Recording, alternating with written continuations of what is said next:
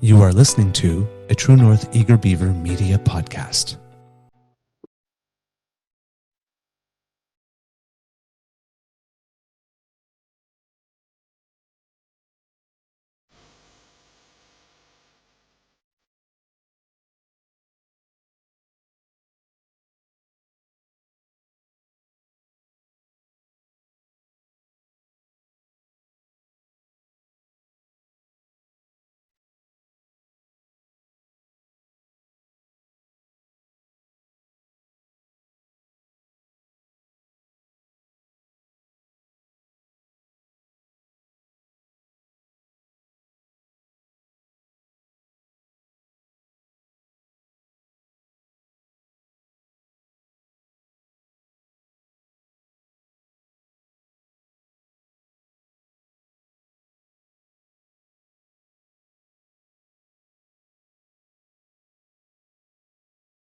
The True North Eager Beaver podcasts are proudly brought to you by our founding sponsors, the Miss V Mysteries from Corvid Moon Publishing, your source for science fiction, fantasy, and cozy mysteries featuring a broad diversity of characters.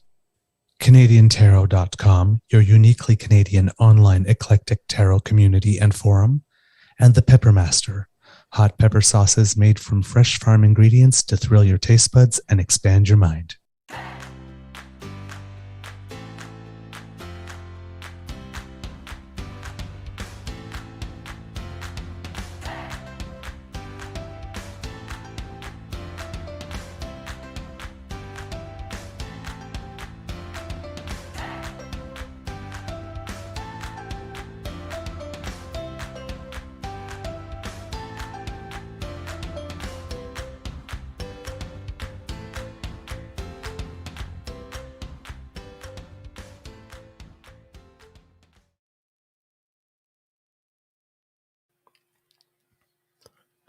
Well, good morning and hello, kids. Welcome to Season 3 and episode number 57 of the Daily Beaver here on the Crier Media Network. Today, recording day is Tuesday, February 14th, 2023. Ah, l'amour, toujours l'amour. Ah. I know, Mr. Grizzly's rolling his eyes there, but kids, focus here right now. Focus here right now because it's about love. And I'm giving you love. All right. And it looks like it will be a mostly sunny day and clear evening, perfect for romance here at the Beaver Lodge. In fact, my beaver sweetie and I got a little bit of a head start on romance this weekend. There was a sort of gay prom being held at some place where actually they lost the venue because there was flooding, and the Legion, thank you, Legion, came in and bailed us out and allowed us to hold the event. So it was like going to a high school prom dance with all the decorations, whatnot, and semi-formal, and it was a lot of fun. And then last night we made dinner together and opened up a bottle of wine, and there are more things happening today, so it's all about the love, so I'm in a very good mood, kiddies. I'm your host, the Eager Beaver, pronounce he, him, hey, Mr. Beaver A, and with me as always is my dear friend, Mr. Grizzly. I feel like I need to be a Care Bear today and send him like some extra oomph. Of course, a big thank you goes to our podcast's founding sponsors, the Pepper Master, the Miss V Mysteries from Corvid Moon Publishing and CanadianTarot.com. Today we have a Tuesday morning quickie for Valentine's Day. But first, hello, Mr. Grizzly. How's your mental health today? Hey, Mr. Beaver. It's there. Mental health is there. I'm probably a touch better than yesterday, so we'll take that as a positive, right? Yeah. Everything better is better. Right? Yeah, exactly. I'm still above ground. That's all that matters. All right. Well, I'm sending you a big old hug. Thanks. Brighten up your day. A little bit I'll of get it from sunshine. you on Saturday when you get here for the podcast. I know. I am so excited. Good morning, Kit Linda M. Good morning, Kit Saucy. Good morning, Kit Jillian. Good morning, Kit Lazy Sunday. Good morning, my good friend Pete. How are you? My red is not very, very dark, but if you see behind me on the board, there's a little message for you today, Kits, asking you if you'll be my Valentine. So there you go. In the headlines today, depending on how much we gab and how much we get to, but there's some developments with the John Tory, some developments on the health file, and other stuff. So, but before we go any further, we have to say hello to our good friend, my companion, Mr. Grizzly. Good morning, Mr. Grizzly. How's your mental health today? We did this. I know that. Oh, but I'm okay. asking you about that. Okay. I thought I was having a Groundhog Day moment there. Did we just do this? Good morning. No. Good morning. Okay. All right. I'm just playing with you. I'm not fully awake. Clearly, you can tell. So you're messing with my head. I'm messing with you. All right. So You got anything to start us off with? Yeah, I do. I saw this posted last night by an Indigenous comedian and writer, and his statement was basically, I do this for a living and I couldn't write something this comical. And I have to post this because this is a real thing from this past Sunday that millions of people saw and I didn't pick up on until he pointed it out to me. I'm just going to put it up on the screen. We'll let it sit there for a few seconds, then I'll explain it for the audio podcast folks. Okay. Read that. Ooh. So it's a photo of the end zone of the Super Bowl champion Kansas City Chiefs. And in the end zone, painted on the field is Chiefs. And painted in large block letters in the out of bounds at the end of the end zone in front of the goalpost is End Racism. End Racism written in front of Chiefs. Just marinate on that one for a little bit, shall you? Yeah. Was that a real thing? That's a real thing. Okay, that wasn't a meme. That's not a doctor thing. That was what was actually on the field. That was actually on the field. Legitimate. Oh my God. I have like a chorus of Alanis Morissette's behind me. They can't help themselves, can they? Well, we got Washington to change their name, and that's something. Yeah, but still, you're still. Oh, never mind. In other news, I have something that is also. I mean, that's in unintentional comedy, right? Now, here's something that's also quite funny because it describes currently where we reside. The seasons in Canada: winter, full spring. Second winter, spring of deception. Third winter, the pollenine, actual spring. Summer, hell's front porch, false fall. Second summer, actual fall. Right now, we are at fool's spring. Yeah. We should be in second winter, but we are at fool's spring right now because it's going to be 8 degrees in Canada's capital tomorrow. I know. 8. And again, we just had like these major snowstorms. We had easily 3 feet of snow on the front lawn. It's all gone. I am seeing my lawn again in February. I am disturbed. The canal still isn't open, and they're predicting that it's not going to open this year for the first time ever in history.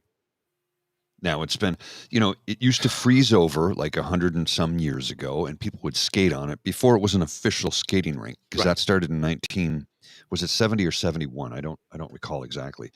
Either way, this will be the first time it will not officially open by the looks of things. If we don't get a heavy duty cold snap for like a good 2 weeks, it's not going to happen, which is really troubling because I love to skate on the canal, and it's a big source of tourism. People want to come and skate on Canada's world famous Rideau Canal here in Canada's capital of Ottawa, and it doesn't look like it's going to happen at all this year, which is really upsetting, especially for those of us who love to skate on it on a constant and daily basis when it does freeze. I mean, the outdoor rink didn't open last year, but it is open this year, but it's been closed for the last few days because, well, Mother Nature is not cooperating, which means she's pulling a passive aggressive on us, and we are in for a rude awakening when she decides to Oh yeah. Oh yeah. Yeah. Yeah. No. to No. smack us for it. Yep. Oh no. We are in trouble. Yep. And Mother Nature don't negotiate. Right. All right. Let's get to it. John Tory, the mayor. There has been, as always with these types of things, there is more that comes out. Now, before I start this, the first thing I want to mention, however, is how would I say it? This is very old school. Mm-hmm. What Mayor John Tory has done, as far as I'm concerned, was standard operating procedure back when I was way younger. If a minister screwed up, like for example, there was a suggestion that maybe they did something improper, they would actually step down from their cabinet position Immediately. while the investigation was going on Mm-hmm. until they were cleared. Mm-hmm. Now they just stay. In a situation like this, yes, they would find out that they've been busted and they would resign. And they would not make excuses and they would just go. It's like, I screwed up. I'm out. See ya. You know? Yeah. I screwed up and I got caught. But now we have just the puff up your chest bombast and blast through it people, right? Mm. It reminds me, like, when we were talking about the states of George Santos, I was watching the Daily Show the other day. And they were talking about the State of the Union, and Chelsea Handler was hosting. And she goes, Marjorie Taylor Greene stands up and she goes, liar. And George Santos stands up and goes, over here. Yes. Right? I mean, they're proud of it now, right? So this is very old school. Mm-hmm. As far as I'm concerned, this should still be the standard operating procedure. Has he stepped away though? Because he said he was going to resign, but I don't know if he said he's sticking around for the budget first, right? Yes. So again, it's sort of that other story I mentioned about the Cardinal Ouellet, who's like staying on until after Easter. Yes, I will resign, but first the celebrations. I will resign, but first my legacy. Yes. But apparently there's a lot of. It would also create a bureaucratic train wreck because of the strong mayor thing. Mm-hmm. The budget is now his creation more than council's creation. And then, so if he leaves, then he's not the mayor, so it's not his budget. So who tables it? And so complicated, right? It just seems, that everybody pretty much agreed. It's sort of like, okay, you're stood up, you admitted that you're going, but okay, I understand that you're going to leave, and fine, we want you to leave, but given that it's like 2 days before the mortgage needs to be paid, make sure you pay the next month on the way out, right? Just don't leave and stick me with it. Yeah, pretty much. My fault you're leaving. So why you got to go and make things so complicated? Miss Avril. Mm-hmm. So so points for that. Owning up, taking accountability, taking responsibility, stepping down, trying to leave as little mess.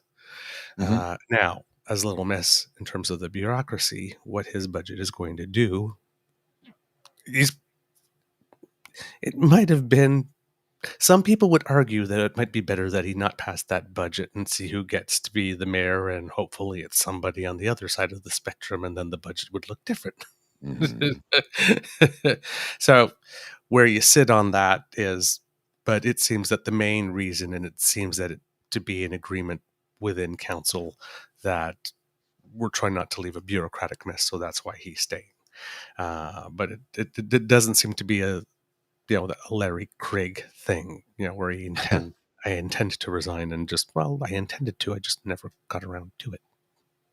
Sorry. Yeah, that happens sometimes, right? That happens. Right. Yeah. So there was an interview with David Ryder, who's the City Hall bureau chief from the Toronto Star, and there were some articles that started appearing yesterday. Almost sort of like the anatomy of a. There's like a picture of Mayor Tory in his office about half an hour before he resigns that some person snapped like from away through the window, but it seems that the story is that the Toronto Star had gotten a tip back in early December that the mayor and his wife had been estranged and were headed for divorce. And it seems that by probing around and asking some questions, it seemed to be an open secret within political circles that wasn't indeed the case. And she was actually living in Florida at the time. And if you'll remember back in the days of Harper, there was some rumors similarly about Laureen that she had moved away from 24 Sussex and was living in New Edinburgh, well, at the Chateau Laurier for a while, then New Edinburgh, and then was basically, in Calgary most of the time, but coming back for Christmas and Christmas cards and that type of stuff to keep up the appearances. Now, I don't personally know whether any of that was true. None of that was true. Right. None of it. But it was just you a get rumor. these you get these rumors, right? Going on. So this one apparently was an open secret in the circles that she was primarily living in Florida. It seems that a little less than 2 weeks ago, it became confirmed that it was not just an estrangement, but that there was a triangle going on, and that the third person in the mix is someone that wasn't working for the mayor now, but what used to be a junior staffer in his office at one time. That was all they had at that. Now, whether the relationships had started while she was a junior staffer in the office had not been confirmed. So it's like they knew that she had been working for the mayor at some point, but not now, and now they're in a relationship. So there's still that piece of the puzzle missing at this point. And that's one of those things that are important, right? When we talk about stuff and you hear people commenting, you only know what you can show, which is something that, if, oh God, what's his name now? Cuomo, that used to be on CNN, used to say all Andrew. the time before he got booted. No, the other one, Chris, I think. So you can only know what you can show. So, and then every now and then there's a blank in the story, and often people fill in those blanks with what they wish / need / want to be true to create that narrative. So always remember when you're listening to stuff, make sure that, make the difference between what you can actually show and is anybody filling in some blanks here with things that cannot possibly be known. So at that point, that is not known when the relationship started.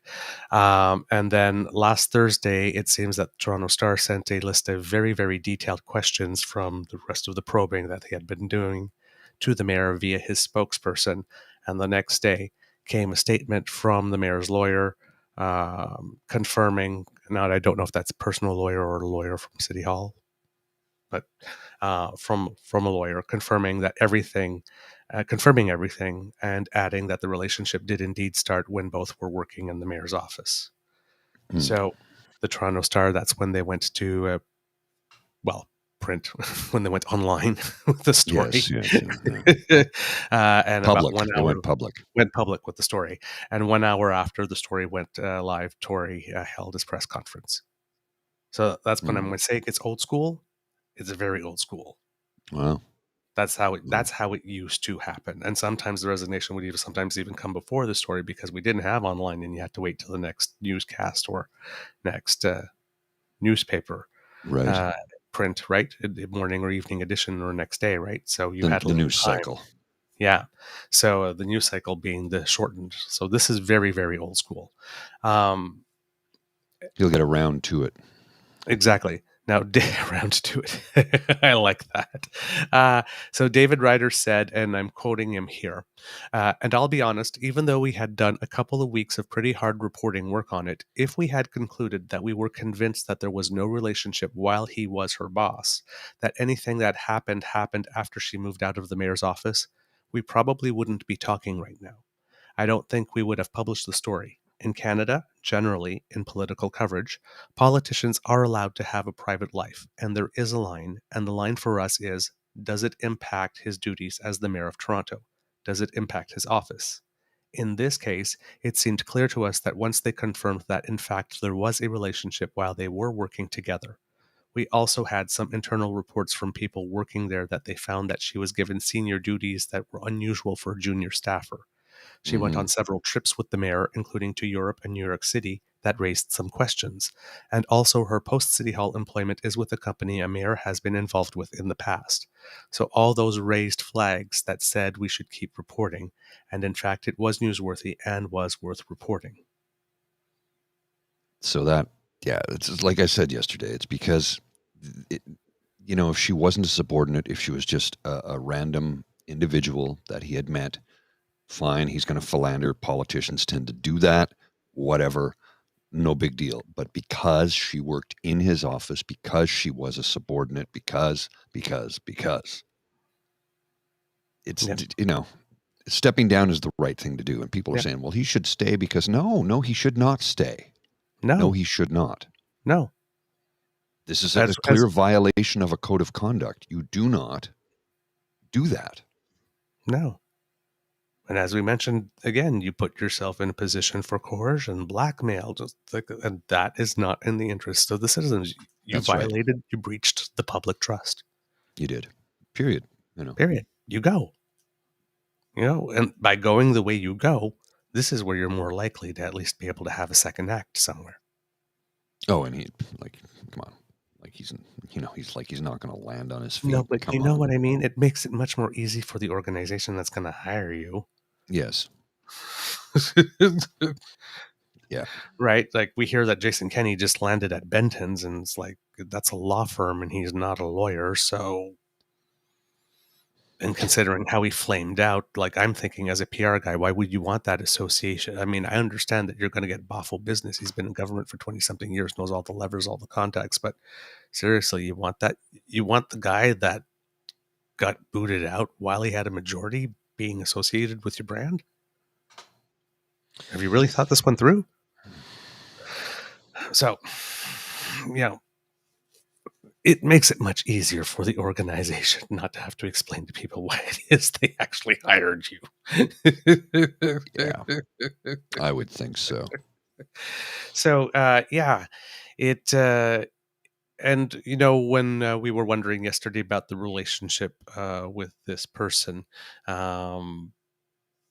because, yes, there is a power dynamic in terms of employer-employee, and there is an age difference, 68-31, but 31 is an adult. So, yes, this could be something that was mutual, right? Or rather than still inappropriate, but mutual. Well, the power dynamic at play, though, right, is the thing. Yes. And also, you're being now taken to trips to Europe and given senior duties, which affects the morale at the office, and that's your right.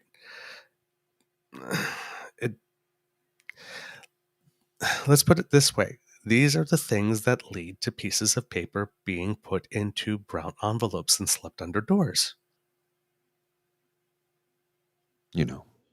As one does, right? These are the things that build resentment in an organization. Yeah. Oh, yeah. These are how organizations get leaky, which also puts the public trust at risk. He violated the social contract. Yeah, you got to go. So he did so in an honorable way, but it seems that he is indeed very protective of her, which is another reason why he's resigning. He does not want to drag her name in the mud, which would suppose that this was not some type of coerced relationship. Which would suppose. Does not confirm. Right. And we do not know. Right? So I cannot say. But if you're leaning, you're wondering, that would seem to be a piece of evidence that would indicate. But we don't know. We don't know. I guess we'll never know. Yes, and as Pete says, too late mud is there, and it seems that in the reporting there is way more than enough information for someone who's somewhat industrious to piece together that person's identity. Oh yeah, that was done very sloppily. Yeah, there's lots of rumors pointing to it's this person here and here's. I'm like, you know what? We're not going to discuss that. Why? Doesn't matter. It serves no purpose. He was the one who violated the rules. He did the bad thing. She is collateral damage, and we don't need to add to the misery that her life will be going through while people are trying to figure out who she is and then get her input on it. Like, no, we're not gonna do that. No. I get it takes two to tango. They were both adults, but he was the one who was in the position of power and authority who chose to cross the line. Yes. And listen, it's also 2023, and this guy has been in public life so often. And beginning of every new term, you get the ethics briefing, you get the. He knows when you're better. in public life, this this as like the back of your hand, right? So I mean, He knows better. Again, moral honest, you ought to know as well, right? Yep. So yeah, that's basically what we've got over here. And the budget meeting will be Wednesday. So if he's staying on and gets things through, I'm guessing it's not going to be staying on forever. But yeah, it's it's interesting. People are like really, really shocked about it because I guess they didn't. He's like someone people didn't see it from whom they didn't see it coming. Mm-hmm. That's usually the case, though. Like he's not particularly smarmy, right? And no, there's some people that you hear them talking, and you're like looking. Oh yeah, I wouldn't be surprised if that guy's right. He's hey slick. But just because somebody doesn't give off the vibe doesn't mean they're incapable of it. You have to remember, nobody knows what resides in the hearts and minds of an individual. So, he was capable of doing this because he did it. He admitted to it. Yeah. But when you think like straight-laced conservative, I mean, that's the picture in the dictionary, right? Yeah, but yes, the picture they want you to see in your mind's eye is that. More often than not, the straight-laced conservative is the one doing all the dirty stuff. Often. More often than not. Never underestimate the quiet ones. Exactly. We also on the healthcare file, there's development. It appears that, doesn't appear. The premiers basically had their meeting yesterday by video conference, and they came out after the meeting to announce that, they were pretty much good with the healthcare deal. Always with like little comments. We had the minister from Quebec, Éric Girard, stating something like it's only like 50% of my worst case scenario or something. Doing these little dramatic type little things. But basically, the premiers came to the microphone and pretended, that they were accepting. So we are we have never been more united in, standing to accept this offer type thing. Well, gee, you are united to accept money. I'm sure it took like hours of deliberation to reach that strong, united agreement to accept money.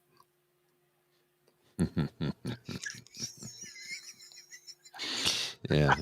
Here's your treasure chest full of gold. Do you want it or not? Well, let me think about it. Well, it was like that Theo Moudakis cartoon, right? They're standing by pot of gold and it's like, let me think about it. We have some reservations and we'll be writing you a letter about that, but we accept the money and and we're moving on to talk about the bilaterals. So Mr. Grizzly, that's pretty much as good as you can do on that file. This is a home run. So. Yeah, I would agree. Politically, the size of the ask that they came with was huge. Yeah, right. Look at Linda. In other words, after all their bluster, they caved and said, "Thank you." It's just, right, because here's all smoke and mirrors, man. It's all smoke and mirrors. We know the dance, but here's the thing, right? The Canada Health transfer is the prerogative of the federal government. It's not a negotiation. This is what we feel like giving you. Yeah. Right? So there's no negotiating that. The escalator, and this was the detail I was missing the other day, was normally 3% every year. That's going up to 5 for the next 5 years, but it's 3% minimum. It's a floor. So it's 3% Mm-hmm. or the nominal GDP for the year if it's higher, which is Mm-hmm. why next year the money that they're getting from that one is going to be way higher than 3% because Right. we've had a gangbuster year. So they're getting lots of bonus money as well. So when they're screaming, they know there's that little windfall coming in, and not one of them are talking about it, right? When they're talking to the public about how much they're getting, they're not talking about that at all. Of course not. So it would be really nice, as a citizen, to have a tool where that money and the extra 2 billion and that somebody adds it all together and like, what's the total amount from the federal government that's going to health? Mm-hmm. And that way we see what the provinces are actually spending on health, because I did not know this until recently, but Andrew Coyne was on at issue the other day, and he mentioned something, and I listened to it, and it's something that we always knew, Mm-hmm. but I never had a statistic for it. So you had Chantal Hébert first saying, if money could fix the system, provinces received more than twice the rate of inflation over a decade. And this is where it got us. And this is where it got us. So the problems that money we're supposed to fix were not addressed now. And now we have more acute situations. But Andrew Coyne said, one thing somebody should ask the provinces before they come back for more is, what did they do with the money they were given last time around? I'll tell you what happened. Since 2000, the federal transfers for healthcare have more than quadrupled. Provincial Mm-hmm. spending on healthcare has only tripled. If the province says we're spending all of the money they were getting from the feds, they'd be spending $70 billion more than they are. So what did they do with that $70 billion? They put it to other purposes. Yeah. They didn't. Somebody needs to tabulate all the money that's coming from the different pools and programs, saying this is what the federal government gives, and comparing it to put the pressure on the provinces that way to actually spend the money. I saw that clip the other day and I went, oh, that's a home run, Mr. Coyne, because you're correct. Where did the money go? Where was it spent? 70 billion. All 7-0. 13 premiers combined. When Yeah. we tell you, kids, the premiers are the problem, there's a reason why there's a big, huge let's hate Trudeau. Mm-hmm. But because I hate Trudeau allows you to justify and believe everything. It's just The a premiers thin are the problem. veil. Yeah. This is a major deflection thing. Yeah. Where'd that money go? 70 billion. Do you recognize how much $1 billion is? Right? It's 1,000 million. Do you recognize how much that is? Do you know that $1 million adds up to about $3,400 a day over the course of a year? Do the math. 365. It's about $3,400 a day for an entire year if you do the math. 1 million. I could go with $3,400 a day for a month, and that would make a tremendous difference in my life. Now let's talk $1 billion. Right. Divide $1 billion. 1 billion over the course of a year. That's what, $300,000 a day or something like that. I'm not even sure the amount. It's an absurd amount of money. Oh, wow. Now do that 70. Yeah. Kid Jillian has a cool fact here. Andrew Coyne's father was governor of the Bank of Canada back in the day. Interesting. So there you go. Comes back to that knowledge a bit, honestly. So yeah, there's, Dominic LeBlanc. I don't know what the heck you did behind the scenes, but whoa. Yeah. This was so damn smooth. It's absolutely incredible. So Heather Stephenson, she's the chair of the Council of the Federation this year because it rotates. So she was the one that's basically the front person doing all the press. She said, we had a very good meeting today. We're very much united on our front that we will be accepting the money from the federal government, but also recognizing that this does not represent what is a long-term funding need for our healthcare systems across the country. So we will be writing the Prime Minister to address some of the challenges associated with individual things within the agreement. Now, I laugh at her a lot, but there is one thing that she pointed out that is actually accurate. The premiers are considered about the possibility of a fiscal cliff that happens in 10 years as a result of the bilateral agreements, because that money is not within the Canada Health transfer. So whatever's in the Canada Health transfer is basically guaranteed, right? Unless you're actually going to go in and cut it, which would be political suicide, right? So that increases every year. The $2 billion that they're getting, this one injection for pediatric services and to clear the backlog and that type of stuff, that's one thing. And you might hear some premiers try to conflate that money and add that $2 billion to say that that's also like a fiscal cliff. That one's not. That's a one-time injection. And everybody knows it right from the get-go. There's no expectation whatsoever that money should be renewed every year, right? Like this, the 3% increase or the 5% increase that will happen now, that repeats every year. And that's where the beauty of compound interest happens there, where they get more money. The bilaterals. I just did some quick math. Okay. Sorry to interrupt, but I just did some quick math for the kits in case you were wondering. $1 million is about $2,740 a day if you divide it over the course of a year. $1 billion, $2,739,000 a day. $2,739,726 a day times a year for $1 billion. They're missing $70 billion. $2.74 billion a day, $1 million a day over the course of a year for $1 billion. That, like, I'm just trying to get into focus what these numbers actually represent. You can understand $1 million, but $1 billion is just a statement. It's not, and none of us will ever probably come even close to $1 million earnings in a lifetime. Well, maybe a lifetime, but when we're talking $70 billion that is unaccounted for, it's what? An obscene amount of money on a daily basis. $1 billion is 2.7 million. It's not so much that it's unaccounted for. It's just been directed to other priorities. Well, it hasn't gone to where it's supposed to go. Because there is no duty for them to report or to account for the money from the Canada Health transfer going to health. Right. It just goes in general revenues.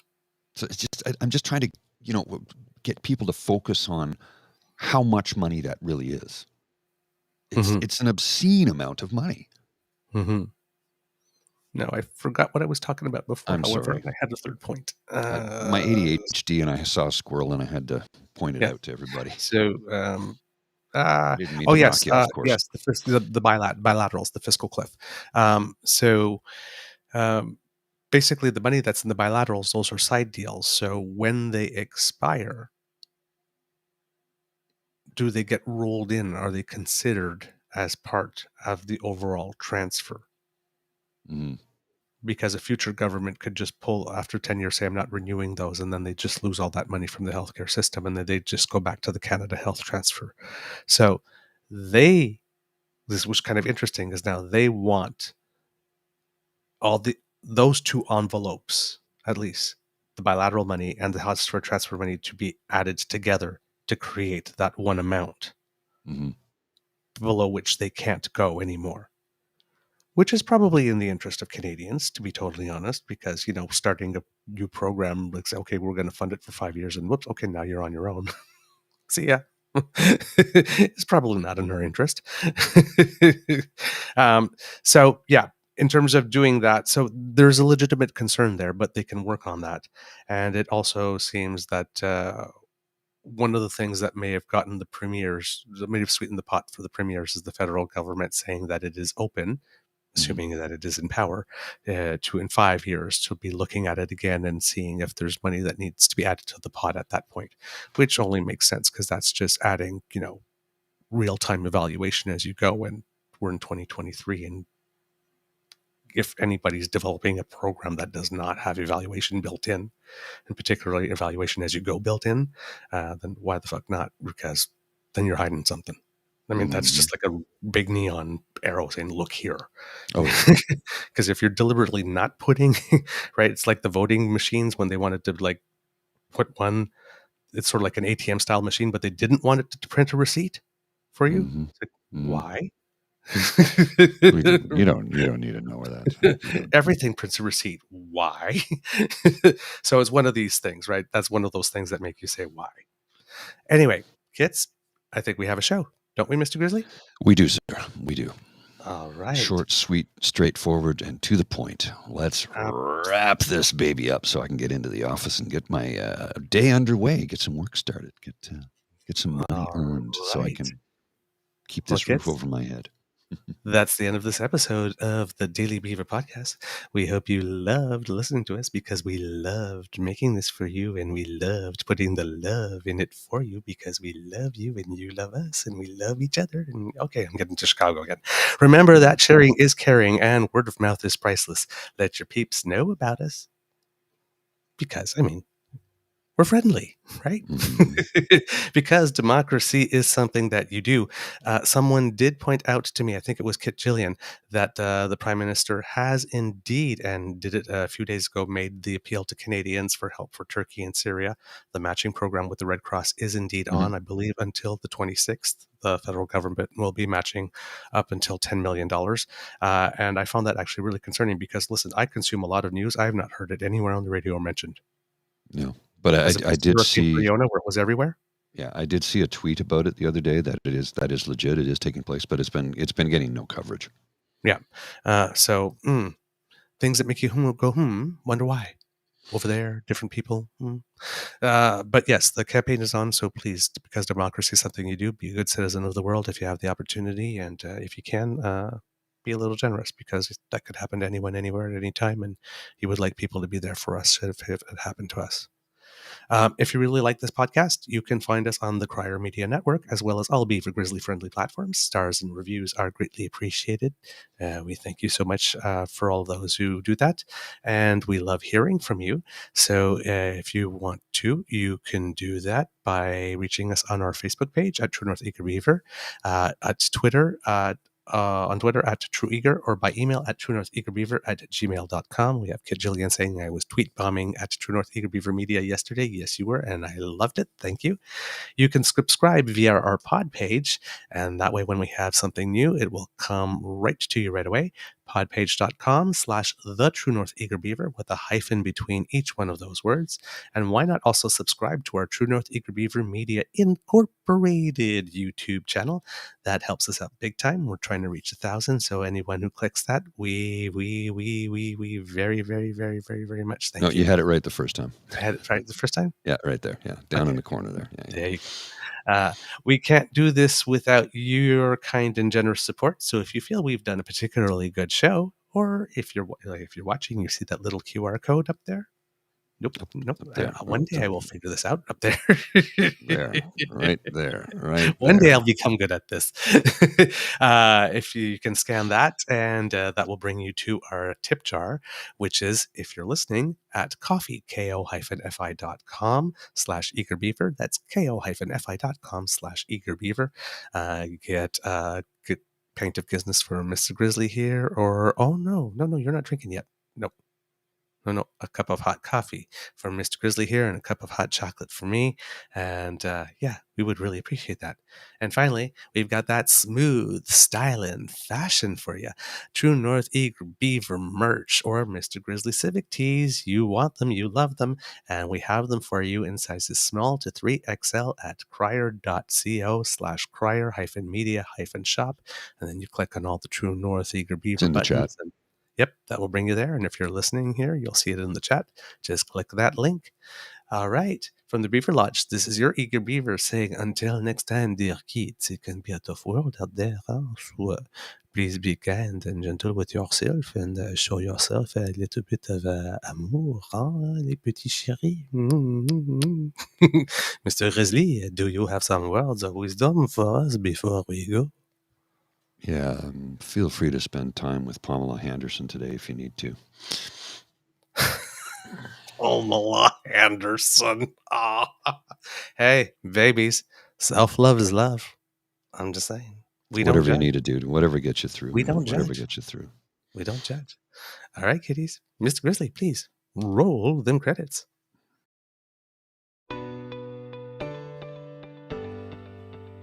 You are listening to a True North Eager Beaver media podcast. The True North Eager Beaver podcasts are proudly brought to you by our founding sponsors, the Miss V Mysteries from Corvid Moon Publishing, your source for science fiction, fantasy, and cozy mysteries featuring a broad diversity of characters. CanadianTarot.com, your uniquely Canadian online eclectic tarot community and forum, and The Peppermaster, hot pepper sauces made from fresh farm ingredients to thrill your taste buds and expand your mind.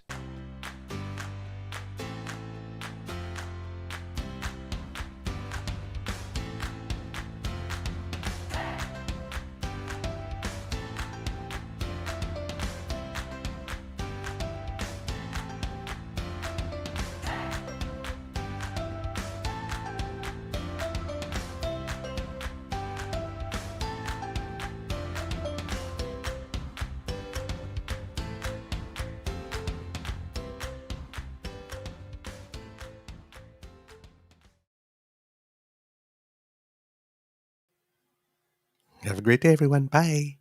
Bye.